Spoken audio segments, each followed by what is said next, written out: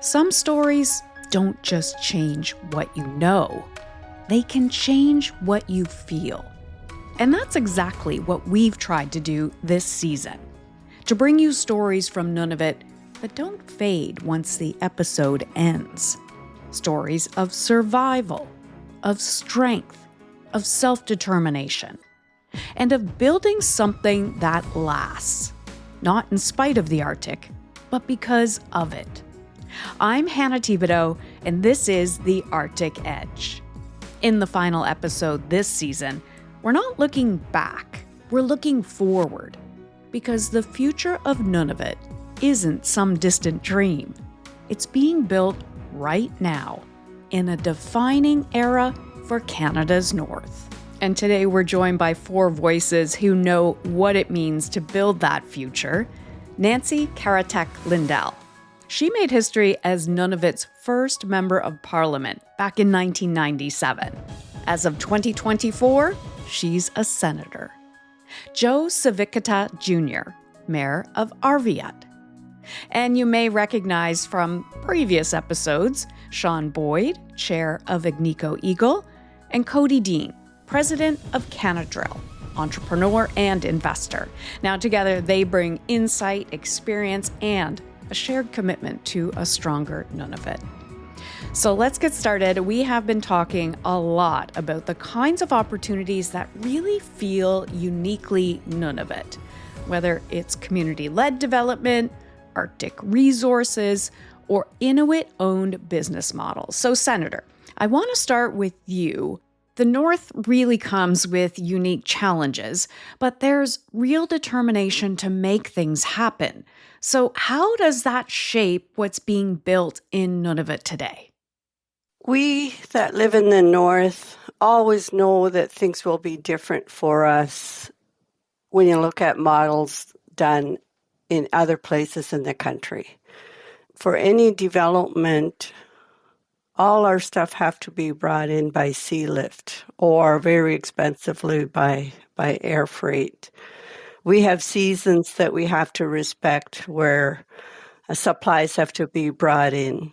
The challenges are just so enormous that it takes a different set of mind, determination, and for things to all click into place. We are very patient people in that we have to constantly wait for things to arrive in our communities. And I think that sets the tone for how we do things in the North. You know, you can't just run down the street and pick up parts that you need for whatever you're working on at the moment. So it's a different mindset when you're trying to create something in the North, and you need the patience and the patience of partners. It just has so many different challenges that you're not going to find in a normal construction season. I know Cody is aware of that, and every other person trying to start something in the North. Let's bring Sean Boyd in here because your company has been there for nearly 20 years now, and we hear the senator talk of these issues, but you've made it work. Yeah, we've made it work, and I would agree with the senator is that patience is important. Things do take a bit longer, but I think there are similarities to the way a good resource development or miner thinks and the way the Inuit think. Both think long-term.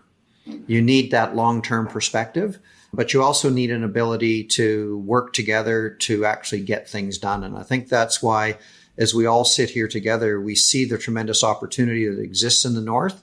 We see the current environment that we're in geopolitically and with our neighbors to the south, which is putting more onus on Canadians, all Canadians, to look after their own business and take advantage of opportunities. So we're all together in a unique situation to continue to think long term, but have a sense of urgency around getting things moving and getting things working, not just for business, but also for the communities. Let me bring the mayor in now. What makes Nunavut different when you think of what exists there that really doesn't exist in the rest of Canada? Well, one of the most uniqueness of our place here in the North is the isolation. and no connection to the south via highways, as the senator mentioned, that everything has to be flown in or well planned in advance to get it on the sea lift for next sailing season. And that window is very tight, very short, with many people making bookings for those sea lifts. You have to be well prepared for that. And that's one of the uniqueness up here and the challenges of being in an isolated place. So, Cody, you are the next generation coming up, and everybody here is really proud of what you've been able to accomplish there as an entrepreneur, as a leader. So, for the next generation, what could they learn from what you see there now moving forward into the future? I think just understanding what's possible. It's really hard to change opinions or change stereotypes. As a local in construction, there's this idea that we're not reliable or we don't want to go to work. This is within these construction sites in the community. So I think until people make things happen, then the eyes will open and people will understand that they have the potential to build things and create opportunities for themselves and create new markets and really transform their communities themselves. So I think you start to see that in certain communities. And, we talk about the remoteness of Nunavut, but also the remoteness of each community from each other. And that's another challenge and barrier. And it's something you see when you work in all of them. And it's a real shame that a lot of our people don't get to see other places in the territory because it's pretty inspirational at times. Sean, I've heard you mention quite a few times too that we see Cody talking about the fact that getting that story out there. But maybe part of the issue is the story to the rest of Canada as well. Yes, I think that's what we were hoping to accomplish with this podcast, and I think we've done an exceptional job. It's a story of resilience, but also of success that's not really understood or appreciated. And when we think about the future, those skills that exist in the young people there of resilience and history and culture are an important foundation to grow economies, to help communities become more prosperous within those communities, and for industry like resource development and mining. It's how can we draw on that sort of strength and resilience to be a better partner, to understand the not just the opportunities, but the needs of the communities. And so one of the benefits of being in mining is that it's an exciting business, but we can also make a real difference in the parts of the world we choose to be. And we've chosen to spend a lot of our resources in Canada and a significant number of resources with our presence in the north. And we look forward to continuing to do that. But the success won't be determined by how big the mines are. It'll really be determined ultimately by how the communities are strengthened through our investments in the north. Senator, what are your thoughts on that, on how communities are being strengthened by this type of industry in the north? And we see that it's potentially going to grow even more because of the discussions that have been happening and amplified recently with President Donald Trump. When I think back to the community I grew up in, we really didn't have a say in how decisions were made. We were told what we could learn, what we should do, when we should go to school. Our parents and grandparents had no role in deciding what our life was going to be like, and made to feel that what they knew in their culture context was not of any use in the future. And that's what we're trying to recover from. We're trying to get back our confidence. We're trying to get back our respect for our knowledge and make people realize, especially our young people, that these two areas of knowledge can be merged, that we have to believe in ourselves again, that we have the capabilities to do the large projects, and also that we need to involve the young people in making decisions. We have gone through a time where we were not confident to make our own decisions about our lives. And we need to get that back. We have to learn to be proud of who we are, where we come from, and translate that knowledge and abilities to the modern context. In one of your earlier podcasts, people talked about how modern technology has made life easier for us, but you can't live safely out on the land without that deep knowledge that we need to have. So we have to find a way to encourage our young people to be proud of who they are and have them realize they have capabilities. And going to something that Sean said, we have people who've only lived through welfare and have not finished high school, but they find that they could work. Some have very good work ethics, but that's also something that needs to be taught. And they become part of the community building up instead of being dependent on social programs provided by the government. Now, we've been talking a lot about collaboration. It's at the heart of almost every success story we've been talking about across government, across industry, Inuit leadership in the community. Mayor, what makes collaboration so effective in this region? Well, I would like to say that you need collaboration to have any success or any movement going forward. No one person or entity can accomplish anything. You need a whole team to accomplish that. And we have been doing that very well since AEM got into the picture here in the Kivadlet by going to them and asking them what kind of training needs is required for our local Inuit here, and specifically talking where I come from on how they can contribute to the mine and start working and providing for their families. Might be welders, diamond drillers, heavy equipment operators, even camp cooks. And we've done that. We've offered courses so that we can make sure our people are working at the mine on roles that are needed to make this a success. And so teamwork is very important. And that's the way we've always been, and we will continue to be that way. Sean Boyd, I want to bring you into this. He mentions AEM, which is Agnico Eagle Mines, and a lot of positive things there from the mayor about that collaboration. Yes, and we wouldn't have had the success we've had without the support of the business community and the communities in general. But there's much more work to do, and there's a lot more opportunity to take advantage of. When we look at our journey that started effectively in 2007, in 2010 when we opened the mine, we felt that we were on the right track, because at the Meadowbank opening, an elder got up and said, "I'm okay you're here. I'm okay Agnico Eagle's here." And then we roll it forward almost 10 years. And when we opened Meliadine in Rankin Inlet, we had a little bit of a delay in the start of the program. The young people in the community were sitting on the floor in front of the stage, waiting for the program to start. And that gave me a half an hour just to sit there and talk to young people that were 7 years old or 8 years old, which is the future. And when you think about the young people, and the young people in the communities of Nunavut have a more difficult time because they don't have the tools. And the tools are as simple as housing and a place to study, good education systems, so that when you complete grade 12, you have the grade 12 skills that others have. And so there's a lot more work to do, but it also speaks to the opportunity as we make progress in a number of those areas. And I think that comes back to the collaboration. It's not just about building mines or putting in a road or putting in a port.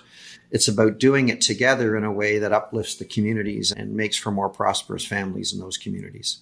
Now, we're going to talk about education in a minute because it's such an important part in the North, and all of you have mentioned it. But I want to talk about, Sean, in one episode, you described the Inuit as having open hearts, and you're referring to that when you first arrived in Baker Lake. It comes back to this collaboration, and that image has stuck with me. I think you said it the first time I spoke with you, because real collaboration only works when listening goes both ways. Now, Senator, how does this, work there, where in some parts of the country, we may see places that policies being developed without community voices at the table? We have a consensus government in our Government of Nunavut Legislative Assembly.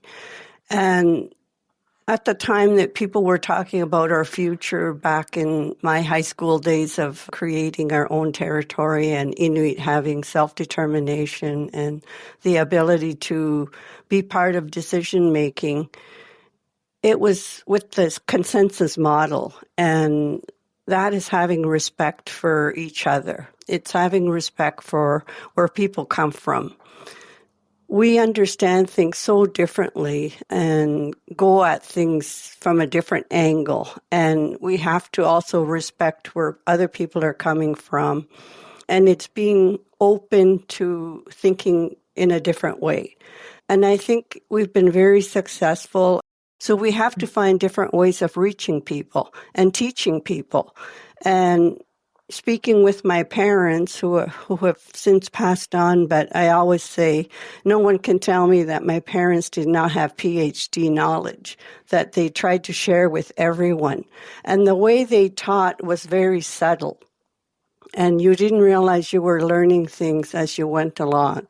And I think that's the type of learning that we need to bring back in a way that our young people understand.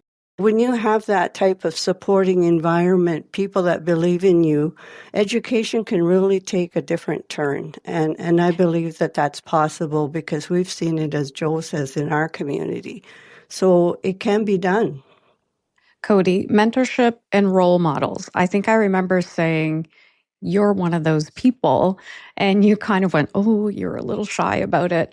But it's true. Yeah. You are one of those people. I appreciate it for sure. It meant a lot to me, and even if I'm just a mentor for somebody wanting to learn a trade, that's awesome for me because I think having a trade really gave me a lot of independence and confidence to take some chances, starting a business. So I think if there's anything that I'd love to encourage young people or as a first step is just invest in yourself and in your skills. And that's why I think a lot of us talk about education is because that knowledge is power and everything that comes with it. Independence, your own home, and really control of the direction of where your life goes. So yeah, I think if I'm proud of anything, it's that I can help somebody become skilled in whatever they want to pursue. Mayor, I want you in on this conversation too, because everybody on this screen is a mentor, is a role model to people in your community. How vital is that? Because it was actually the senator that first brought it up, being able to see yourself in what they dream they could be. Talk a little bit about that for me. Oh, mentorship is so important. That's what kids look up to, and they see what they're like with their own eyes. They're seeing things, they're experiencing things, and they grow up watching certain people with different experiences and backgrounds or job roles, and they start to know what career path they want to take. So mentorship is extremely important on that. Whether they're going into private sector or government or working for the mines and picking a trade that they like. Every graduation time, the Hamlet of Arviat is quite involved with our graduating students here in Arviat. And we always tell the students here in Arviat, pick a career that you like. Everyone always wants money, but you should be doing what you like to do, and so much so that it doesn't look or feel like a job. And if you've made it there, it'll be much easier. Do what you like doing with the mentorship that you receive from others and watching others grow. So all of you have brought up the issue of education, and that's something that I think is really important to discuss. It's one of the strongest threads throughout all of our episodes. It's not just about curriculum. Senator, I want to start first with you. How do you grow the number of Inuit professionals? You talked about your parents sort of being the PhD in your ear, and you didn't realize it when you were younger. How do we continue to grow those professionals? Believing in ourselves is an absolute necessary characteristic. But we also need to understand that failure is going to come at certain times in your life, that that's not the end of the road. I still don't know how you can teach work ethics other than watching someone with good work ethics, which I had in my father. And we need to build up thinking capacity that you can think beyond where you are today. But you also need people that are able to talk to you about those kinds of moments in your life when challenges seem too great. My mother was considered a very wise woman. She said that as parents, we have to teach our young people to be capable of thinking for themselves and to know that there are disappointing times, but there's also great times of achieving what you want to do and being proud of yourself. Our history has not been good to us, so we have to always go back and take care of the intergenerational trauma that really exists in our communities and find a way to help people find that path that works for them. Mayor, I want to talk about something I read about that you had said, what it really takes for a student in Nunavut to graduate grade 12. And it's different than what you see in the South. Definitely, there's a need for improvement on that part of education there academically. Nunavut is lacking on that, but keeping in mind, if you look at the people, the Inuit of Nunavut, just 2-3 generations ago, they were nomadic, whereas some civilizations in other parts of the world have been taxing and collecting interest for over 2,000 years. So there's a lot of catching up to do on our end, but definitely there needs to be an improvement on that so that when Nunavut kids graduate in Nunavut, they could be accepted without having the need for an upgrade to get into universities or colleges. That's where there needs to be some improvement made on that. Cody, let me bring you into this discussion for the younger generation. What needs to change so that the path is easier for the ones coming up behind you? I guess what we have to do is make room for new players, new people, new workers, and new businesses. There's these bid adjustments in government contracting opportunities that were completely abused forever. So, working on refining that system and improving, access for like legitimate Inuit entrepreneurs and workers. That's one thing I think that can be done as far as the next generation and giving them opportunities. Sean Boyd, for yourself, opportunities for the next generation? Yeah, we have a bit of a model. The similarities aren't perfect, but we went into Mexico, northern Mexico. There's remote areas, small communities. Roughly the same time we came to Nunavut. That business is roughly 2,000 employees, and they're all Mexican. They're all Mexican. And we deliberately did not want to bring expats there. We wanted to see that we could build a team from the top to the bottom that were all Mexican. And locally, about 70% of the population of the local communities works for the mine. So it is doable. Now, there are some different challenges in the north, but there's also some different opportunities. But it will start with education to, as the senator said, not just to develop experience and skills, but to instill confidence, to take those leadership positions on. And those will be the role models. When you look on out, if we have a business at one point in the future where every single employee is a Nunavummiut, then all the other issues we've talked about, housing, food security, are likely have been looked after. Because through that process, we've instilled skills in education, building on the culture and the traditions, and we built the confidence to take on those leadership roles. There is a line from the elders when we sat down with them that always sticks in my head. And this is how I kind of want to end this episode today. Leave this place better than you found it. And it plays back in my head quite a bit. It's simple, it's powerful. And to me, it really is the heartbeat of everything we've been talking about throughout this whole series. Inuit-led and Inuit-owned businesses, strong communities, generational thinking. So what does a better Nunavut look like 25 years from now? And how do we start making that future real starting today? And Mayor, I'm going to start with you on this one. Thank you for this opportunity here. A better future, in my opinion, for us here in the north would be to see more Inuit get better education and get higher jobs that are in more supervisory roles or maybe even executive roles due to their background and education and experience.